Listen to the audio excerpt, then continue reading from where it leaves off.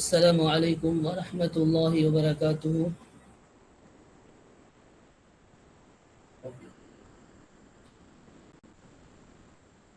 رب اشرح لي صدري ويسر لي أمري واحلل عقدة من لساني يفقه قولي.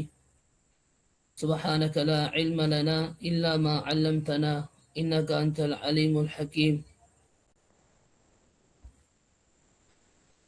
الحمد لله رب العالمين والعاقبة للمتقين، والصلاة والسلام على أشرف الأنبياء والمرسلين وعلى آله وصحابته ومن تبعهم بإحسان إلى يوم الدين. أما بعد،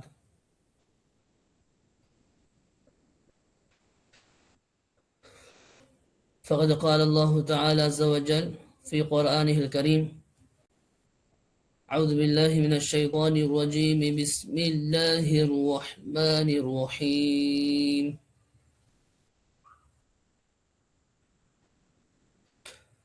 الرحمن علم القرآن خلق الإنسان علمه البيان. وقال تعالى أيضا: أفلا يتدبرون القرآن أم على قلوب أقفالها. صدق الله العليم. وقال نبينا صلى الله عليه وسلم: خيركم من تعلم القرآن وعلمه. صدق رسول الله صلى الله عليه وسلم. மதிப்பிற்குரிய சகோதர சகோதரிகளே, அல்லாஹ் ரப்பல் இஸ்ஸத் மிகவும் இரக்கமானவன். அல்லாஹ் தஆலா முழு சமுதாயத்தையும் நேர்வழிப்படுத்துவதற்காக வேண்டி உலகத்தில் ஏராளமான வேதங்களை அல்லாஹ் இறக்கி வைத்தான்.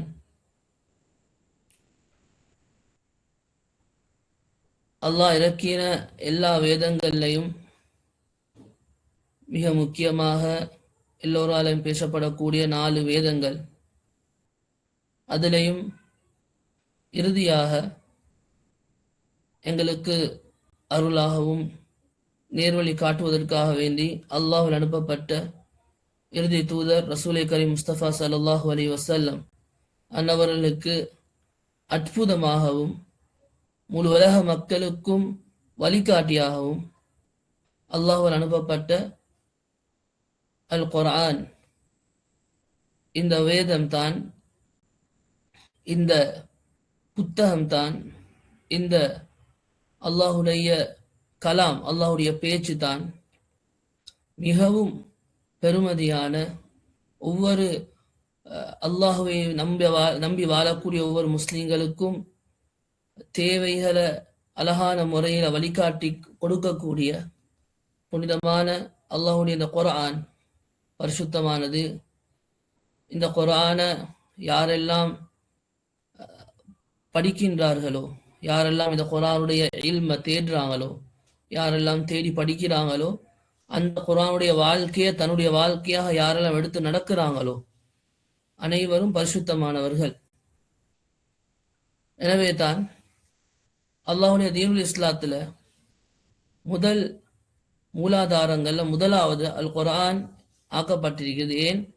இது அல்லாஹுடைய கலாம், அல்லாஹுடைய கலாம், அல்லாஹுடைய பேச்சு. இது தான் முதலாவது எங்களுக்கு மூலாதாரம்.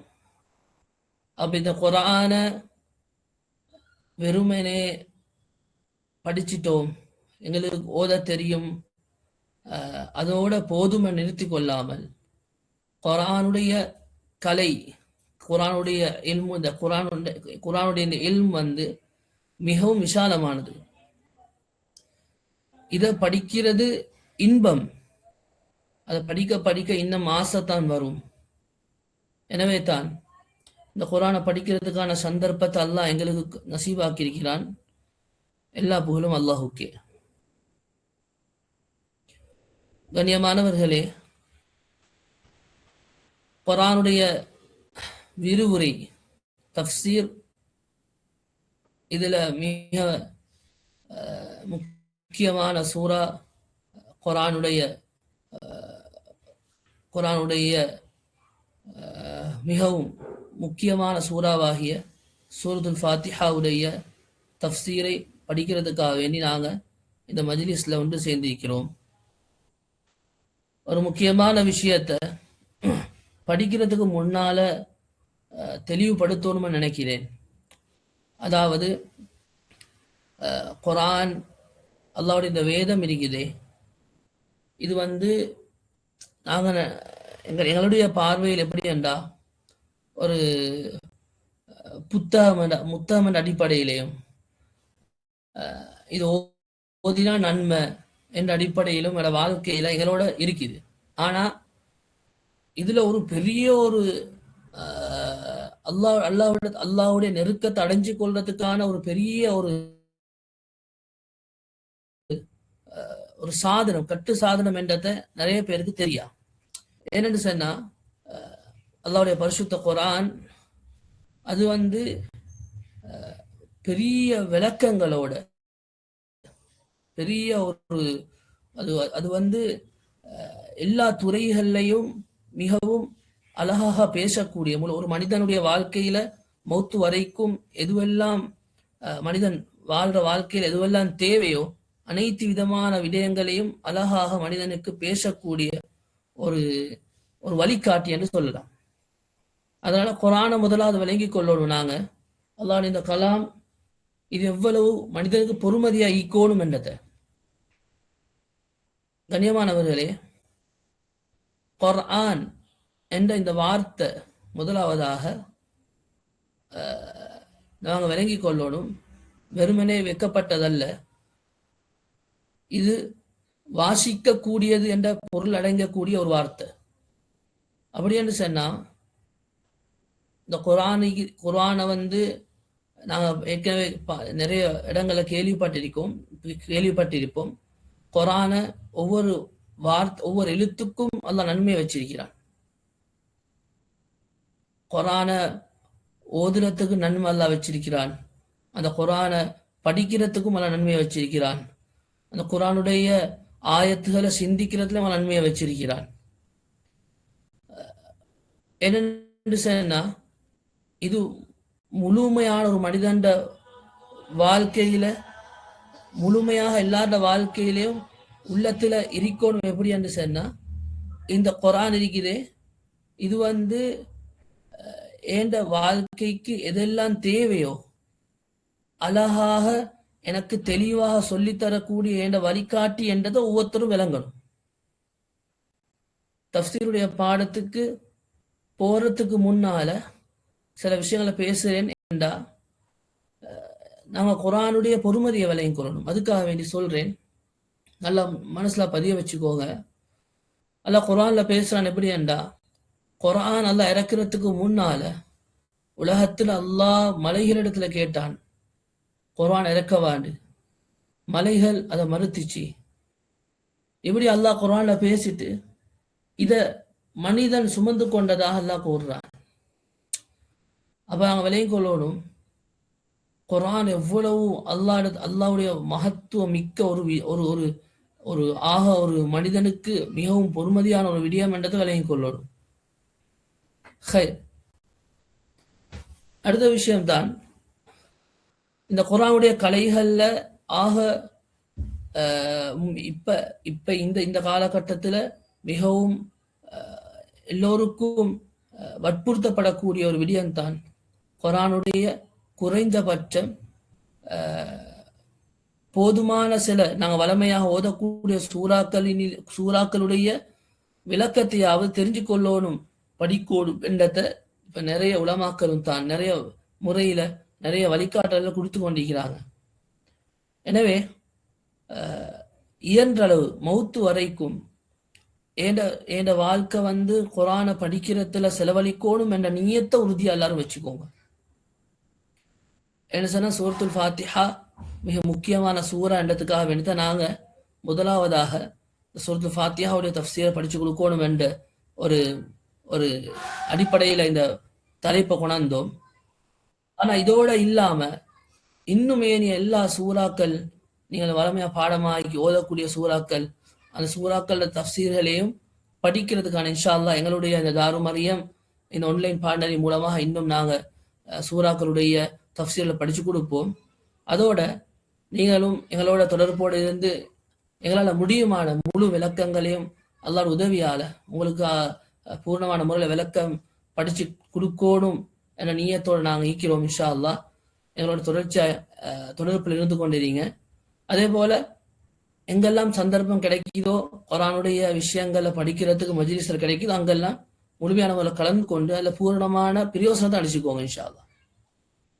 ஹைர், அந்த அடிப்படையில் தஃப்சீர் என்ற இந்த கலை இதனுடைய ஆரம்பம் தஃப்சீர்ண்டா என்ன, வெறுமனே தஃப்சீருடைய பாடத்துக்கு போறதுக்கு முன்னால தஃப்சீர்ண்டா என்ன, தஃப்சீரோட கலை இதுல ஆரம்பம் எப்படி, ஏன்னா முழு எல்லா உலகத்துல நாங்க படிக்கிற எல்லா கலைகளுக்கும் ஒரு வரலாறு இருக்குது, எப்படி உருவாகிச்சு, அந்த கலைக்குரிய ஆரம்பம் என்ன என்ற ஒரு ஒரு அடிப்படை ஒரு விளக்கம் ஒன்றை நாங்க பெற்றுக்கொள்ளலன்னு சொன்னா வெறும் படிக்கிறதுல எந்த நஷ்டமும் ஆக போறல.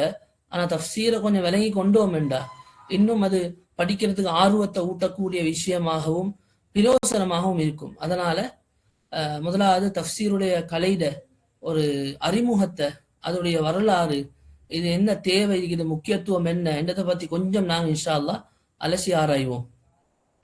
ஹைர், அந்த அடிப்படையில தஃப்சீர் கலை, இந்த தஃப்சீர் கலையில இந்த தஃப்சீர் என்ற அரபு வார்த்தை, இந்த வார்த்தை எப்படி ஆரம்பமாகிச்சு, எதிலிருந்து எந்த எந்த அடிப்படையில் இது ஆரம்பமாகிச்சு என்றதை கொஞ்சம் நாங்கள் பார்ப்போம். அந்த அடிப்படையில் எங்களுக்கு தெரியும், பொதுவாக தஃப்சீருடைய கலையில எல்லா விதமான தஃப்சீர் மட்டுமல்ல எல்லா விதமான கலைகள்லையும் ஒரு வார்த்தை ஒரு பெயர் வைக்கப்பட்டிருந்தால் அதுக்குரிய விளக்கம் ஒன்று இருக்கும். அது பாஷையிலையும் பரிபாஷையிலையும் இருக்கும். அதனால அந்த அடிப்படையில சூரத்துல் ஃபாத்திஹா தஃப்சீர் என்ற இந்த வார்த்தைக்கான விளக்கத்தை பத்தி பார்ப்போம்.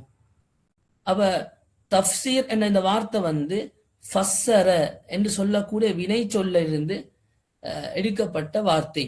தஃப்சீர் விளக்கப்படுத்துதல், இதோட பொருள் தெளிவுபடுத்துதல், விளக்கப்படுத்தல், வெளிப்படுத்துதல், இந்த மாதிரியான பொருள்களை கொண்டதாக இருக்குது.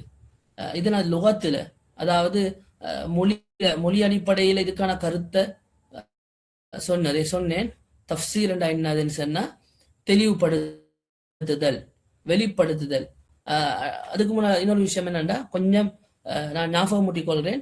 படிக்கிற விஷயங்கள் முக்கியமான சில விஷயங்கள் படிக்கும் பொழுது எங்களுக்கு அது மிக பிரயோசனம் அளிக்கும். என்னண்டா, எழுதி கொள்றது, ஒரு ஒரு கொப்பி ஒன்று நாங்கள் கையில் வச்சுக்கொண்டு சில விஷயங்கள் தேவையாயிக்கும் கட்டாயம். அதுக்காக வேண்டி நீங்கள் என்ன செய்யுங்க, ஒரு கொப்பி ஒன்று எடுத்து அதனுடைய நோட்ஸ்கள் தேவையான விஷயங்களை எழுதிக்கோங்க இன்ஷா அல்லாஹ். அந்த அடிப்படையில் தஃப்சீர் என்று சொன்னா என்னது, பாஷையில தெளிவுபடுத்துதல், வெளிப்படுத்துதல் என்ற பொருளை கொண்டது. அடுத்தது பரிபாஷையில தஃப்சீர் என்றா என்ன? தஃப்சீர் என்றால் பரிபாஷையில குர்ஆன் வசனங்களை நல்ல விலையும் கொள்ளணும். பரிபாஷையில தஃப்சீர் என்று சொன்னா அல்லாஹ்வுடைய இந்த கலாத்தில் இருக்கக்கூடிய குர்ஆன் வசனங்கள் இருக்குது.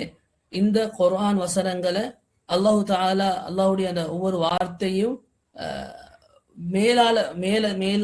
மேல் ரீதியாக மேல் நோட்டமாக இருக்க கருத்து இருக்கிறது போல அதனுடைய உள்கருத்துகளை அது சரியான முறையில என்ன சொல்லப்பட்டிருக்கிறது என்பதை படிக்கிறது தான் தஃப்சீர் என்ற கலை என்றதை விளங்கிக்கோ.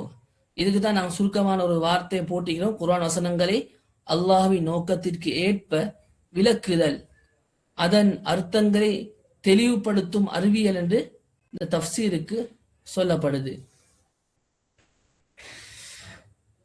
அப்ப தஃப்சீர் என்ற அந்த வார்த்தைக்கு லுகத்துல தெளிவுபடுத்துதல், வெளிப்படுத்துதல் என்ற பொருள். அதே போல பரிபாஷையில தஃப்சீர் என்று சொன்னா குர்ஆன் வசனங்கள் அல்லாஹ்வின் நோக்கத்திற்கு ஏற்ப விளக்குதல், அதன் அர்த்தங்களை தெளிவுபடுத்தும் அறிவியல் என்ற பொருள் இதுக்கு சொல்லப்படுது.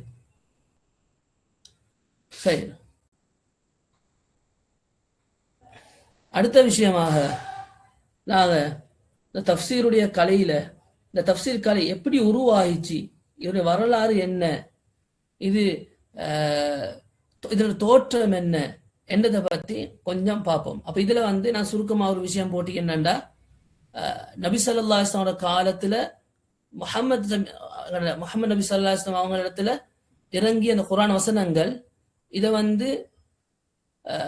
நபித்தோழர்களுக்கு நேரடியாக ஓதி காண்பிக்கப்பட்டு அது அவங்க நேரடியாக நபி ஸல்லல்லாஹு அலைஹி வஸல்லம் இடத்திலே புரிஞ்சு கொண்டாங்க. அப்ப அந்த புரிஞ்சு கொள்ளக்கூடிய அந்த வசனங்கள்ல ஏதாவது சந்தேகங்கள் ஏற்பட்டால் அது நபி ஸல்லல்லாஹு அலைஹி வஸல்லம் இடத்துல அதனுடைய கருத்துக்களை கேட்டு தெளிவு பெற்றுக் கொள்வாங்க. அப்ப இப்ப நான் தஃப்சீருடைய இந்த கலையில வரலாறு ஆரம்பத்தை தெளிவுபடுத்துறேன். எனக்கு எல்லாருக்கும் தெரிஞ்ச விஷயம், குர்ஆன் நபி ஸல்லல்லாஹு அலைஹி வஸல்லம் அவங்களுக்கு அல்லாஹ் ஜிப்ரீல் அலைஹிஸ்ஸலாம் மூலமாக அல்லாஹு தஆலா நபி ஸல்லல்லாஹு அலைஹி வஸல்லம் அவங்களுக்கு இறக்கி வச்சது. காலத்து காலம் ஏற்றவாறு அல்லாஹு தஆலா இந்த குர்ஆன் வசனங்களை இறக்கி வச்சான் என்றது எங்களுக்கு எல்லாருக்கும் தெரிஞ்ச விஷயம். அந்த அடிப்படையில அல்லாஹு தஆலா அந்த இறக்குற குர்ஆன் வசனங்கள்ல முழுமையான விளக்கம் நபி ஸல்லல்லாஹு அலைஹி வஸல்லம் அவங்க சஹாபாக்களுக்கு படிச்சு கொடுத்தாங்க. அப்ப எப்படி படிச்சு கொடுத்தாங்க? நபி ஸல்லல்லாஹு அலைஹி வஸல்லம் அவங்க குர்ஆன் இறங்கினதுக்கு பின்னால சஹாபாக்களை அவங்களுக்கு மத்தியில அந்த குர்ஆன் வசனத்தை ஓதி காண்பிப்பாங்க.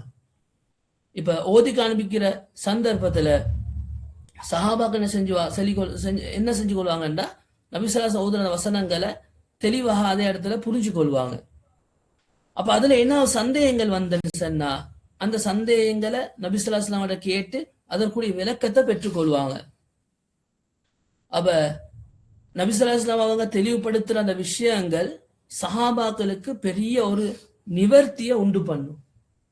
ஏன்னு சொன்னா நபி ஸல்லல்லாஹு அலைஹி வஸல்லம் அவங்களுடைய விளக்கம் பெரும்பாலும் அல்லாஹுடைய சம்பந்தப்பட்ட விஷயமாயிருக்கும். அதனால சஹாபாக்கள் பெரிய ஒரு ஒரு பெரிய ஒரு விளக்கம் அவங்களுக்கு கிடைக்கும்.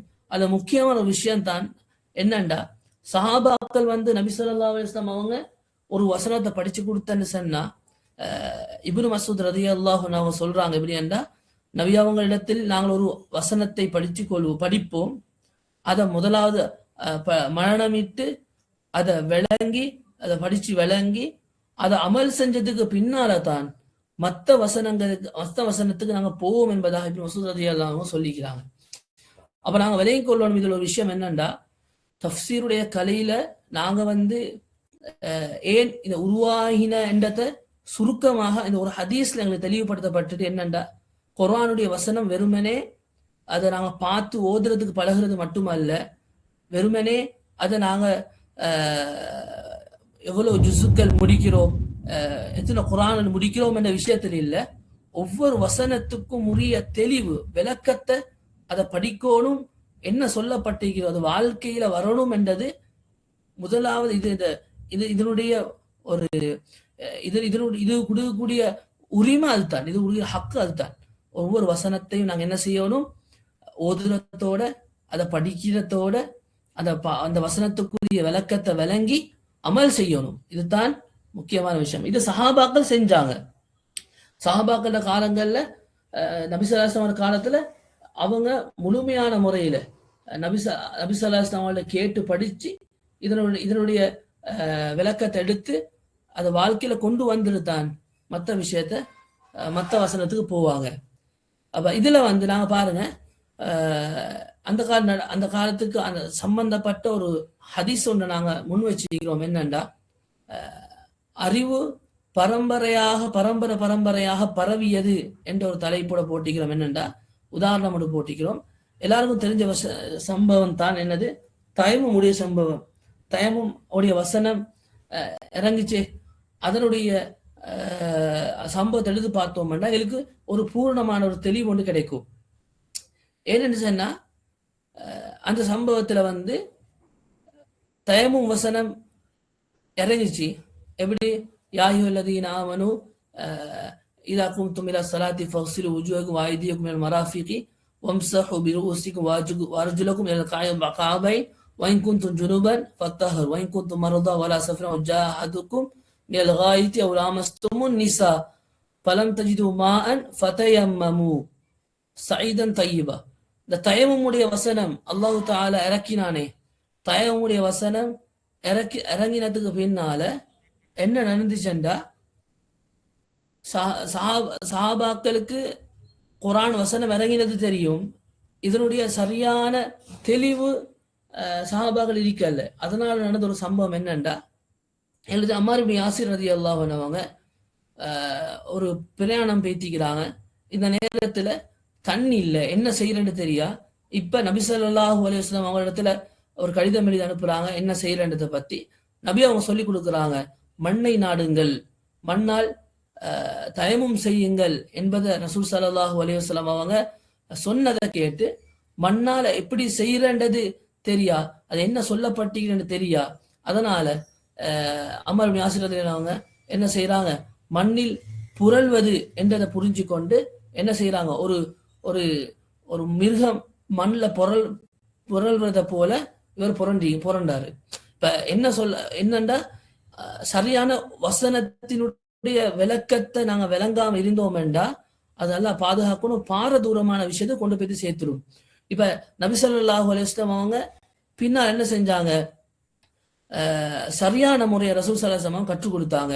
எப்படி தயமும் செய்யணும், அந்த ரெண்டு கைகளையும் மண்ணில் தட்டி அதுக்கு பின்னால இந்த முழங்கை வாரி தடவுதல், அதே முகத்தை தடவுதல், இந்த விஷயத்த ரசூல் ஸல்லல்லாஹு அலைஹி வஸல்லம் அவங்க அழகான முறையில சஹாபாக்களுக்கு படிச்சு கொடுத்தாங்க. அப்ப என்ன விஷயம் என்றா, ஒவ்வொரு வசனத்துக்கும் உரிய ஒரு தெளிவு ஒன்று இருக்குது. அந்த தெளிவை வந்து சரியாக நாங்க விளங்கி கொள்ளலன்னு சொன்னா என்ன நடக்கும் என்றா, ஒரு அல்லாஹ் பாதுகாக்கணும், ஒரு பாரதூரமான விஷயத்துல பாரதூரமான ஒரு ஒரு ஒரு ஒரு மனுஷனை ஒரு லலாலத்தின் பக்கம் கொண்டு போய்த்து சேர்க்கும், அல்லாஹ் பாதுகாக்கணும். அதான் அல்லாஹ் குர்ஆன்ல சொல்றான், எப்படி வயஹ்தி பிஹி கஸீரா வயஹ்தி பிஹி கஸீரா யுதில்லு பிஹி கஸீரா வயஹ்தி பிஹி கஸீரா வமா யுதில்லு பிஹி இல்லல் ஃபாஸிகீன். அல்லாஹ் குர்ஆன்ல சொல்றான், இந்த குர்ஆனை கொண்டு நேர்வழி பெறுவாங்க, அதே போல் அதிகமான பேர் வழிகேட்டிலையும் போவாங்க. அது எப்படி என்றா, அதுதான் குர்ஆன் வசனங்களை சரியாக புரிஞ்சு கொள்ளாம போனன்னு சொன்னா, இதை அப்படியான நிலைமை வந்தன்னு சொன்னா இப்படியான நிலைமைகள் உருவாகும். அதனால தான் இந்த தஃப்சீருடைய கலை, இந்த தஃப்சீரை படிக்கிறது மூலமாக எங்களுக்கு ஒவ்வொரு வசனத்துடைய அல்லாஹ் என்ன சொல்றான் என்னத்தை பத்தி எங்களுக்கு அழகான ஒரு தெளிவு ஒன்று கிடைக்குது. சரி, அப்ப நாங்க இந்த விஷயம் இந்த ஹதீஸ் வந்து எங்களுக்கு தெரியும், புகாரில பதிவு செய்யப்பட்ட ஹதீஸ், தயமுடைய சப்ஜெக்ட்ல வர ஹதீஸ் வந்து. அப்ப நபி ஸல்லல்லாஹு அலைஹி வஸல்லம் காலத்துல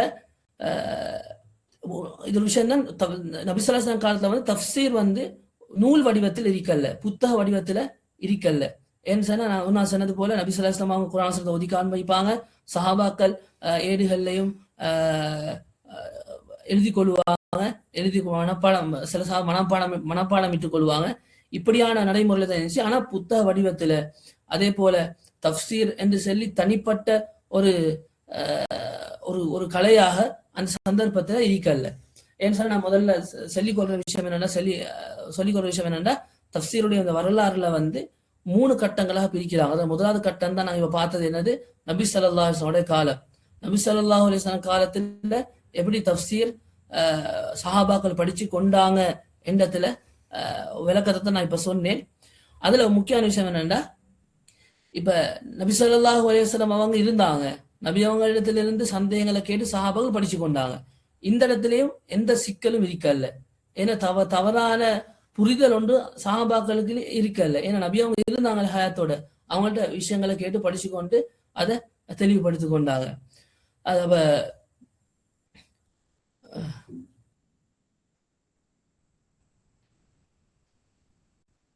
அப்ப இதுக்குத்தான் நாங்க ஏனைய விஷயங்கள் ஏனைய சந்தர்ப்பங்கள் நாங்க பார்த்திருப்போம்.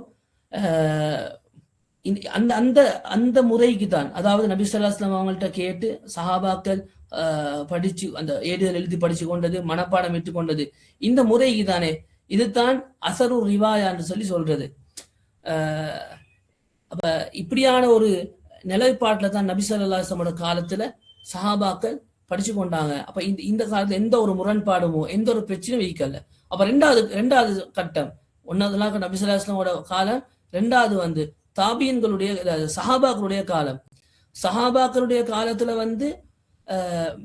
அவங்களுடைய காலத்திலையும் பெரும்பாலும் இந்த பிரச்சனை இருக்கல. ஏன்னா சஹாபாக்கள் பெரும்பாலும் அவங்களுடைய அறிவு, அவங்க நபி அவங்க இருந்தவர்கள், குர்ஆனுடைய விஷயத்துல பெரும் தெளிவுகளை பெற்றுக்கொண்டிருந்தவங்க.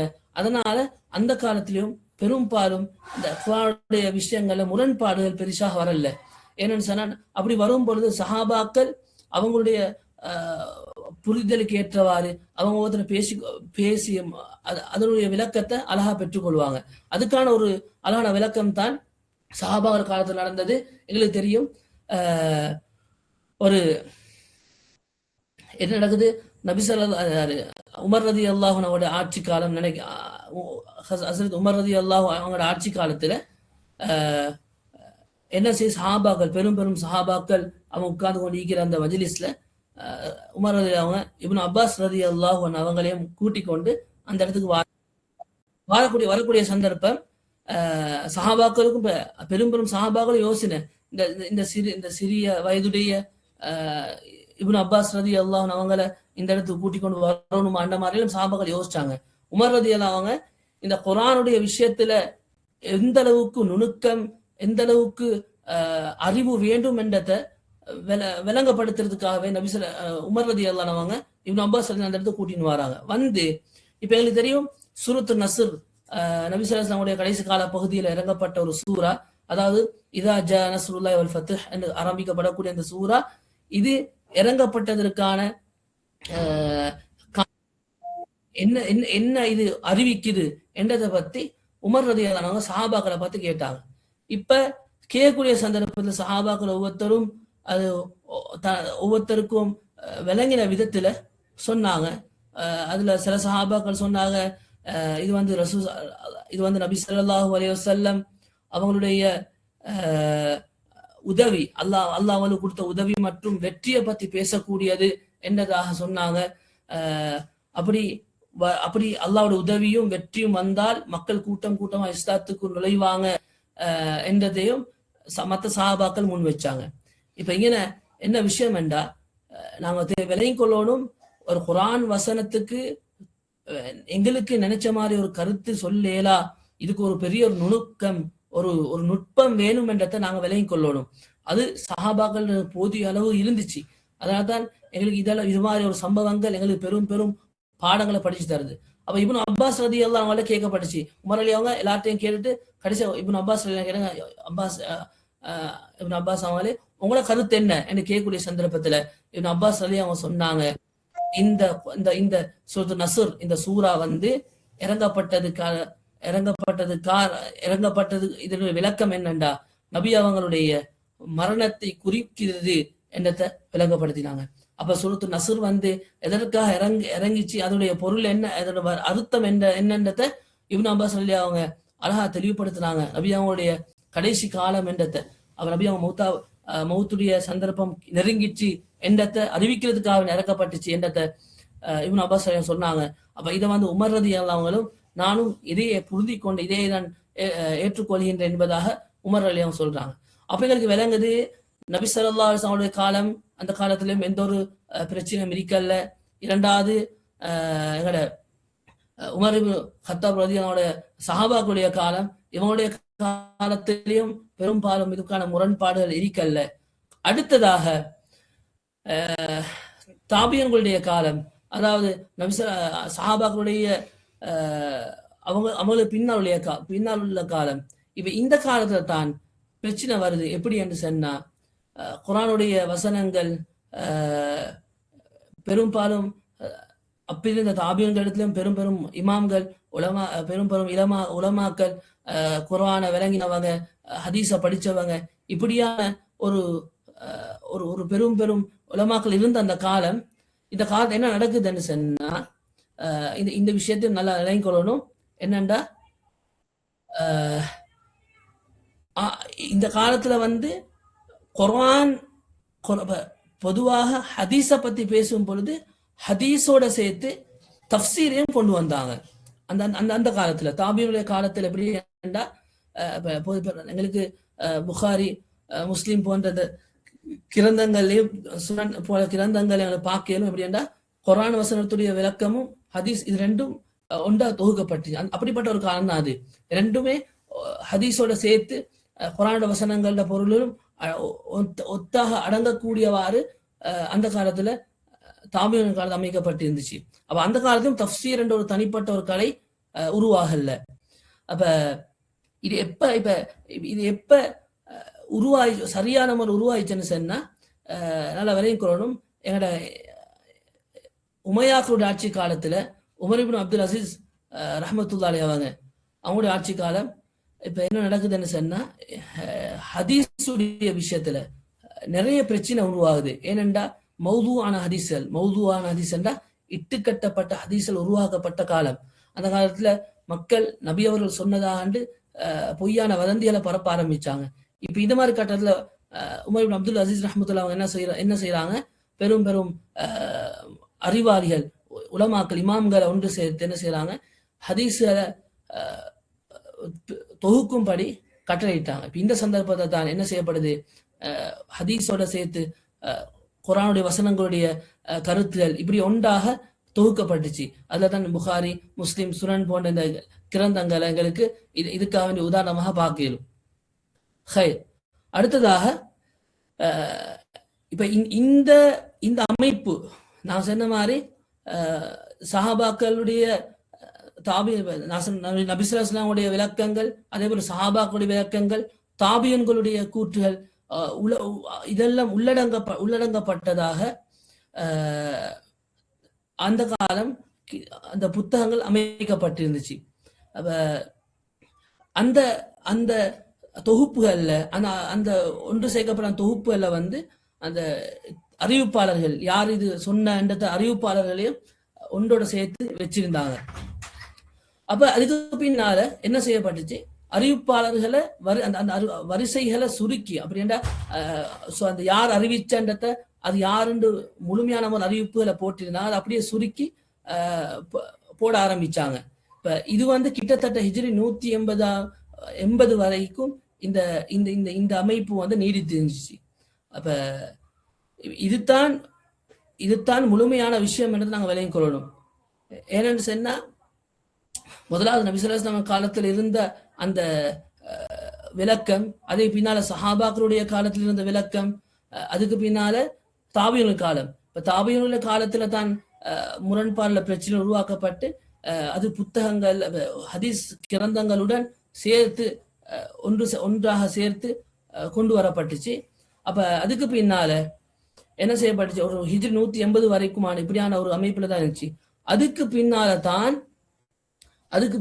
என்ன செய்யப்பட்டுச்சு, தஃப்சீர் இந்த கலை வந்து தனியாக ஒரு கலையாக கொண்டு வரப்பட்டுச்சு. அப்ப அதுல வந்து தஃப்சீர் கலையில அது வந்து ஒரு காலப்பகுதியில பிரிக்கப்பட்டுச்சு. எப்படி சொன்னா, நாங்க சொன்னது மாதிரி முதலாவது காலம் ஹதீஸோட இணைஞ்ச காலம். அப்படின்னா ஹதீஸோட சேர்த்து தஃப்சீர் இணைக்கப்பட்டிருந்துச்சு. அப்படின்னா நான் சொன்ன மாதிரி புகாரி, முஸ்லிம், சுனன் போன்ற கிரந்தங்கள் அதுக்கு உதாரணம் எடுத்துக்கொள்ளலாம். அதுல எப்படி என்றா ஹதீஸும் வரும், அதே மாதிரி குர்ஆன் வசனங்களுடைய விளக்கங்களும் தொகுக்கப்பட்ட காலம். அப்ப அதுல எப்படி இருக்கும். அப்ப அடுத்ததாக வந்து ரெண்டாவது காலம், அது எப்படி என்றா தஃப்சீர் தனியாக ஒரு புத்தகமாக கொண்டு வரப்பட்டுச்சு. தஃப்சீர் வந்து தனியாக புத்தகமாக அது வெளியாக்கப்பட்டுச்சு.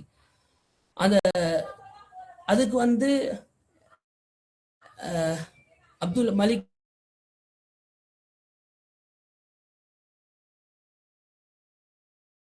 முதலாவது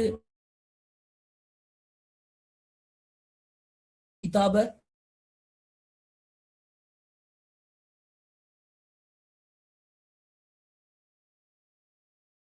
வெளியிட்டாங்க. அப்ப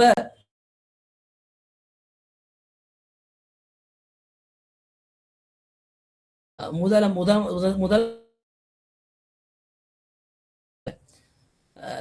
அப்ப அதுல இப்னு மாஜா ரஹ்மத்துல்லாஹி அவங்க, அதே மாதிரி இப்னு ஜரீர் தபரி ரஹ்மத்துல்லாஹி அவங்களுடைய கிதாப், அதே மாதிரி அபூ பக்கர் முன்சிரி நைசாபூர் ரஹ்மத்துல்லாஹி அவங்க, இப்படியான இமாம்கள் இதுல முக்கியமாக சொல்லப்படுது. இவங்க தான் அதுக்கு பின்னால முதலாவது கிதாப் அந்த புத்தகம் வந்ததுக்கு பின்னால மத்தவங்களும் புத்தக வடிவமைப்புல கொண்டு வந்தாங்க. அப்ப அடுத்தது அந்த காலத்துல இருந்து அந்த தஃப்சீருடைய கிதாபுகள் இருந்த சிறப்பு அம்சங்கள் ஒன்று என்று நாங்க பார்த்தோம் என்று சொன்னா, அதுல ஒரு குர்ஆன் வசனத்துல அது எப்படி அதுல அமைப்பை அழகா தெளிவுபடுத்தியிருந்தாங்க. அது மாதிரி எப்படி நபி ஸல்லல்லாஹு அலைஹி வஸல்லம் ஹதீஸ்களோட சுருக்கமான முறையில அந்த ஆய்வுகள் அது முழுமையான முறையில் அது அறிவிக்கப்பட்டிருந்துச்சு. ஏன்னு சொன்னா அதை வாசிக்கிறவர்களுக்கு நல்லா விளங்கணும் என்றதுக்காக வேண்டி அழகான முறையில அது தஃப்சீருடைய கிதாபுகளை கொண்டாந்திருந்தாங்க. மூன்றாவது காலம் அது எப்படி என்று சொன்னா, அந்த அறிவிப்பாளர்களோட வரிசையை நான் சொன்னது போல அறிவிப்பாளரோட வரிசையை சுருக்கி தஃப்சீர் விளக்கங்களை கொண்டாங்க. நாங்க முதலாவது சொன்ன மாதிரி முதலாவது புத்தகம் ஹதீஸ் தஃப்சீரோட சேர்த்து கொண்டானது. ரெண்டாவது காலம் தஃப்சீருடைய தனிப்பட்ட புத்தகங்களை கொண்டு ராவிகளோட அறிவிப்பாளரோட கொண்டாந்தது. மூணாவது காலம் அறிவிப்பாளர்களையும் வரிசையை சுருக்கி தஃப்சீர் விளக்கத்தை கொண்டாந்தாங்க. அப்ப இதுதான் தஃப்சீருடைய இப்ப நான் இவ்வளவு பேசுற விஷயம் என்னன்னா, தஃப்சீருடைய வரலாறு எப்படி உருவாகிச்சுன்ற விஷயத்துல சுருக்கமாக சில விஷயங்கள், நிறைய விஷயங்கள் இருந்தாலும் சில முக்கியமான விஷயங்களை பத்தி நான் உங்களை முன்னால நான் இதை முன் வச்சது. அதுல சுருக்கம் மறுபடியும் நான் சும்மா நோமலா சொல்லிக் கொள்றேன். தஃப்சீருடைய வரலாறை பத்தி பார்த்தோம் அது 3 கட்டங்கள். முதலாவது நபி ஸல்லல்லாஹு அலைஹி வஸல்லம் காலம், சஹாபாக்களுடைய காலம், தாபியீன்களுடைய காலம். நபி அவங்களோட காலத்துல எந்த முரண்பாடு இருக்கல்ல. அதுக்கு பின்னால சஹாபாக்களுடைய காலம், அந்த காலத்திலே முரண்பாடுகள் பெருசா ஐக்கல்ல. ஏன்னா அவங்க நபி அவங்களோட இருந்ததால. மூணாவது காலம் தாபியீன்களுடைய காலம். இந்த காலத்துல நிறைய பிரச்சனைகள் உருவாகுது. அதுக்கு பின்னால அந்த என்ன செஞ்சாங்க, புத்தக வடிவமைப்பாக கொண்டு வர ஆரம்பிச்சாங்க. அதுல 3 கட்டங்களா பிரியுது. முதலாவது புத்தக வடிவ அந்த புத்தகத்துல முழுமையான முறையில அதனுடைய நுணுக்கங்கள் அறிவிப்பாளர்கள் முழுமையான முறையில கொண்டு வந்த காலம். ரெண்டாவது ராவிகளை ஒன்று சேர்த்து கொண்டு வந்த காலம். மூணாவது காலம் ராவிகளை சுருக்கி கொண்டு வந்த காலம். இப்படியாக 3 விதமான முறையில தஃப்சீருடைய கலை எங்களிடத்துல கொண்டு சேர்க்கப்பட்டுச்சு. இப்ப இந்த காலத்துல இது இன்னும் ஒரு முன்னேற்றத்தை அடைஞ்சு இப்ப வரக்கூடிய சில தஃப்சீர் கிதாபுகள் எப்படி என்றா, நவீன காலத்துல விஞ்ஞானம் போன்ற நவீன விஷயங்களை பேசக்கூடியவாறும் தஃப்சீருடைய கிதாபுகள் இப்ப எங்களுக்கு நிறைய கிதாபுகளை பார்க்கலாம். ஏன்னு சொன்னா அதோடைய எங்களுக்கு தெரியும், இந்த காலத்துல பொறுத்தவரையில குர்ஆனை முன் வச்சு நிறைய விஷயங்கள் எங்களுக்கு முன்வைக்கப்படுது. குர்ஆன் வசனங்கள்ல ஆய்வுகளை பேசப்படுது. இப்படியான விஷயங்களையும் இப்ப தஃப்சீர்கள்ல உள்ளடக்கி கொண்டாந்திக்கிறாங்க. அப்ப இதுதான் தஃப்சீர் கலை உருவாகிறதுக்கான ஒரு சுருக்கமான சில விஷயங்கள். இப்ப என்ன விஷயம் என்றா, இப்ப இதுல நான் கொண்டாந்த விஷயத்துல அந்த இப்னு அப்பாஸ் ரலியல்லாஹு அன்ஹு அவங்கள பத்தி சுருக்கமான ஒரு விஷயத்தை கொண்டாந்தோம். என்னண்டா, இப்னு அப்பாஸ் ரலியல்லாஹு அன்ஹு அவங்களோட விஷயத்தை வச்சு எங்களுக்கு தெளிவுபடுத்தப்படுது. குர்ஆனுடைய விஷயத்துல வயது முக்கியம் இல்லை, ஏன் ஆழமான அறிவு, அது அல்லாஹ் கொடுக்கிற விஷயம். அந்த ஆழமான அறிவு அதுதான் முக்கியம். அதுல எங்களுக்கு இப்னு அப்பாஸ் ரலியல்லாஹு அவங்கள ஒரு பெரிய ஒரு உதாரணமாக எடுத்துக்கொள்ளலாம். அடுத்த விஷயம் என்னன்னா, பொதுவாக எல்லா தஃப்சீருடைய உலமாக்களிடத்திலையும் பேசப்படக்கூடிய ஒரு விஷயம் தான் இப்னு அப்பாஸ் ரலியல்லாஹு அன்ஹு தான் ரயீசுல் முஃபஸ்ஸிரீன். இவர் தான் தஃப்சீருடைய விளக்கங்கள் அளிக்கக்கூடியதுல தந்தை என்று சொல்லப்படக்கூடிய அளவுக்கு ஒரு முக்கியமாக திகழப்படக்கூடியவர் தான் இப்னு அப்பாஸ் ரலியல்லாஹு அன்ஹு. அல்லாஹ் தஆலா அவருக்கு பெரும் ஒரு அறிவை கொடுத்திருந்தார். குர்ஆனுடைய விளக்கம் பெரிசா அல்லாஹ் கொடுத்திருந்தார். ஏன்னா நபி ஸல்லல்லாஹு அலைஹி வஸல்லம் அவங்களோட துஆக்கு நபி அவங்களோட இருந்தவர். குர்ஆனுடைய எல்லா வசனங்களுக்கும் அழகான விளக்கங்கள். அதனால இவருக்கு எல்லா தஃப்சீர் உலமாக்களின் மூலமாகவும் ரயீசுல் முஃபஸ்ஸிரீன், தஃப்சீருடைய தந்தை என்ற ஒரு சிறப்பு பெயர் இவருக்கு கொடுக்கப்பட்டிருக்குது. அடுத்த விஷயம் என்னென்றா, தஃப்சீருடைய கலையில முக்கியமாக பார்க்க வேண்டிய ஒரு விஷயம் தான் என்னென்றா, இது இப்ப பொதுவா இப்ப தஃப்சீர் கிதாபுகள் அழகா கொண்டு வராங்க. அது தஃப்சீர் ஜலாலின் போன்ற கிதாபுகள் எங்களுக்கு தெளிவா பார்க்க என்னென்றா, சபபு நுசூல் என்று ஒன்று இருக்குது தஃப்சீர்ல. சபபு நுசூல் என்று ஒன்று. சபபு நுசூல் என்ற என்னது, குரான் அந்த குரான் ஒவ்வொரு வசனமும் இறக்கப்பட்ட ஒரு சந்தர்ப்பம் இருக்குதே, நல்லா விளங்கிக்கோங்க. சபபு நுசூல் சொன்னா ஒவ்வொரு வசனமும் இறங்கப்பட்ட ஒரு சந்தர்ப்பம், காரணம். இப்ப இந்த உதாரணமாக நாங்க இப்ப தயமுடைய வசனத்தை பார்த்தோமே, தயமுடைய வசனம் ஏன் இறக்கப்பட்டுச்சு? ஏனென்றா தண்ணீர் இல்லாத காலங்கள்ல என்ன செய்யண்டு, எப்படி தொழுற விஷயங்கள்ல எப்படி செஞ்சு கொள்ற விஷயம் தெரியாமிக்க போல அல்லாஹ் தாலா குர்ஆன் வசனத்தை இறக்குறான், தயமும் செய்யும்படி. இப்படியான சந்தர்ப்பங்கள் என்னென்ன சந்தர்ப்பத்துல இந்த ஒவ்வொரு வசனம் இறங்கப்பட்டுச்சு என்றத விளங்குறது தான் சபபு நுசூல் என்றது. சபபு நுசூல் என்ற அந்த அந்த தலைப்பு மட்டும் நிறைய இமாம்கள் நிறைய விஷயங்கள் பேசிக்கிறாங்க. அப்ப நாங்க சுருக்கமா விளையும் கொள்ளணும். சபபு நுசூல் என்று சொல்றது குர்ஆனுடைய ஒவ்வொரு வசனமும் இறங்கப்பட்டதுக்கான காரணம், எந்த சந்தர்ப்பத்துல எப்ப இறங்கப்பட்டுச்சு என்றத படிக்கிறது தான் சபபு நுசூல். அதே மாதிரி தான் அடுத்ததாக அந்த வசனம் எங்கு இறங்கப்பட்டுச்சு. பொதுவாக நாங்கள் பார்த்துருப்போம், குர்ஆன் எடுத்து பார்த்தோம் என்று சொன்னா எங்களுக்கு விளங்கும். அந்த குர்ஆனுடைய அதனுடைய குர்ஆனுடைய ஆரம்பத்தில் சூராவுடைய பேரை போட்டிக்க போக்கல அதிலே போட்டிருப்பாங்க. அந்த சூரா மக்கி மதனி என்று போட்டிருப்பாங்க. பெரும்பாலும் நீங்கள் அதை பார்த்திருப்பீங்கன்னு நினைக்கிறேன். ஏன்னு சொன்னா அதுல எங்களுக்கு விளையும் கொள்ளையிலும் அந்த மக்கி மதனி என்ற என்ன, மக்கி மதனி என்றா இதை விளையும் கொள்ளும் என்னண்டா, மக்கி என்றால் மக்காவில் இறங்கப்பட்ட வசனங்கள், மதனி என்றால் மதீனாவில் இறங்கப்பட்ட வசனங்கள். இது நாங்க இதையும் விளங்கிக் கொள்ளணும். ஏன்னா தஃப்சீருடைய விஷயத்துல இதுவும் ஒரு முக்கியமான விஷயம். என்னண்டா, அந்த வசனங்கள் எங்க இறங்கப்பட்டுச்சு. நபி ஸல்லல்லாஹு அலைஹி வஸல்லம் அவங்க அவங்களோட வாழ்க்கையில நபி பட்டம் கிடைச்சி கிட்டத்தட்ட 23 வருடங்கள் வாழ்ந்தாங்க. இதுல மக்கால இருந்த காலம், மதீனாவில் இருந்த காலம்.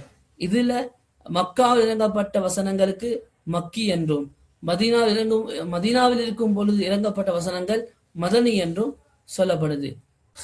அப்ப நாங்க விளையங்கோளோடும் தஃப்சீருடைய விஷயத்துல மிக முக்கியமான விஷயங்களை கொஞ்சம் நாங்க ஒரு நுணுக்கமான ஒரு தெளிவொன்று வேணும் என்றதுக்காக வேண்டி நாங்க பார்த்தோம். அதுல முக்கியமாக பார்த்த விஷயங்கள் ஒன்றுதான் தஃப்சீருடைய கலையிட ஆரம்பம், அதனுடைய அறிமுகம், அதே போல தஃப்சீருடைய அந்த வரலாறு என்று பார்க்கும் பொழுது அது எப்படி உருவாயிச்சு, எப்படி நபி ஸல்லல்லாஹு அலைஹி வஸல்லம் காலத்துல ஒரு காலம், சஹாபாக்களுடைய காலம், தாபீன்களுடைய காலம், அந்த தஃப்சீருடைய கலை எப்படி புத்தகமாக வடிவமைக்கப்பட்டுச்சு, இதுல பங்களிப்புகள் செலுத்தி இமாம்கள், அது முதலாவது யாரு, அந்த கிதாப் என்னது, அதுக்கு பின்னால தஃப்சீர் அந்த புத்தகம் எப்படி 3 கட்டங்களாக அப்ப இதுகிலிருந்து விளங்கி கொண்டோம்.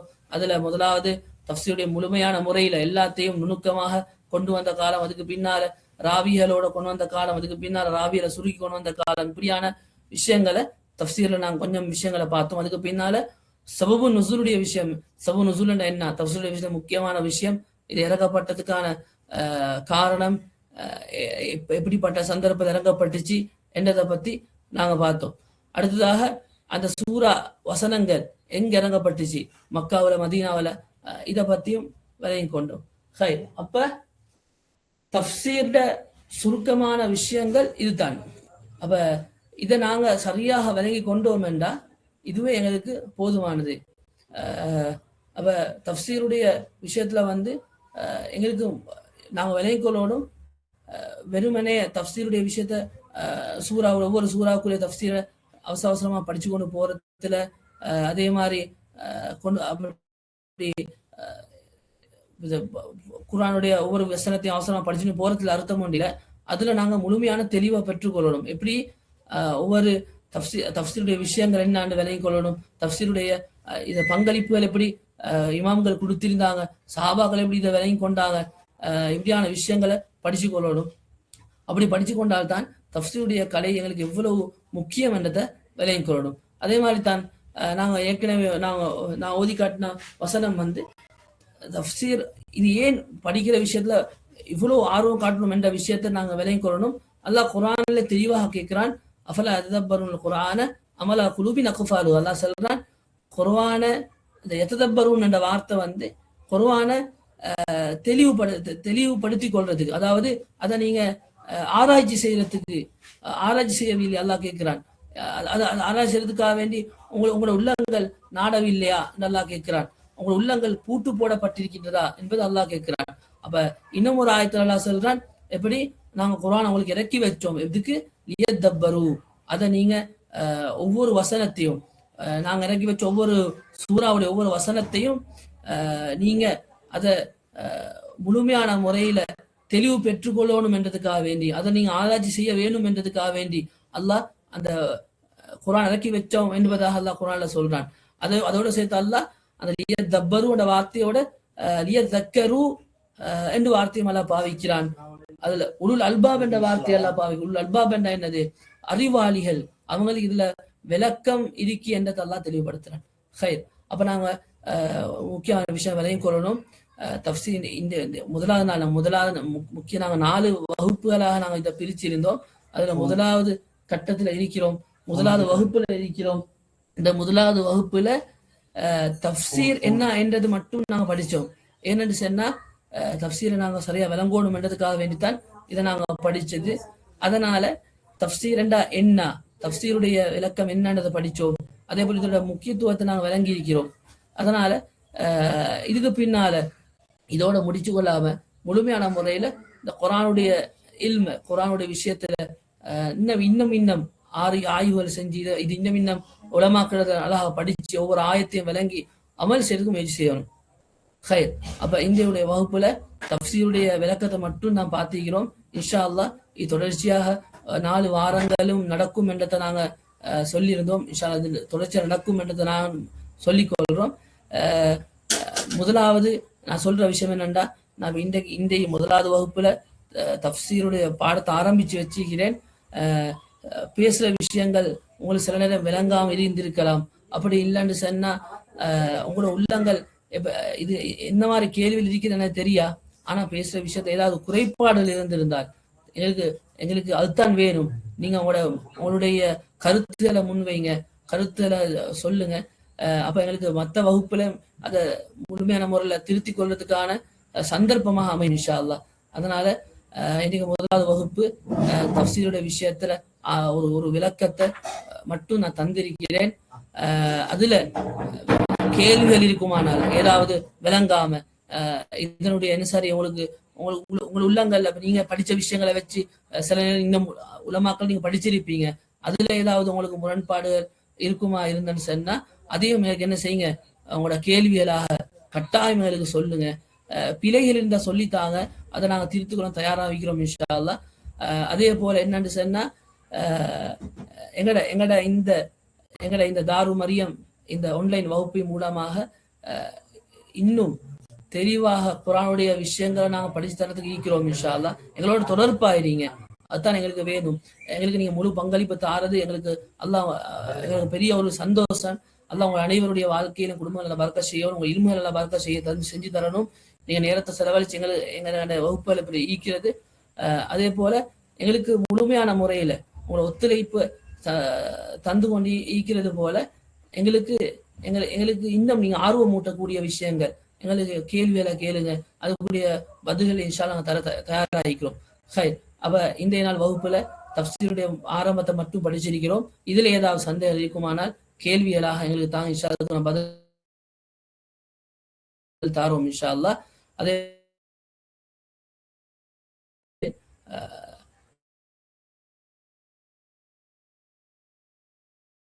அல்லாஹ்வுடைய ரஹ்மத்தும் பரக்கத்தும் முறையில வாழ்க்கை மனைவருக்கும் நசீபாக்குவானாக.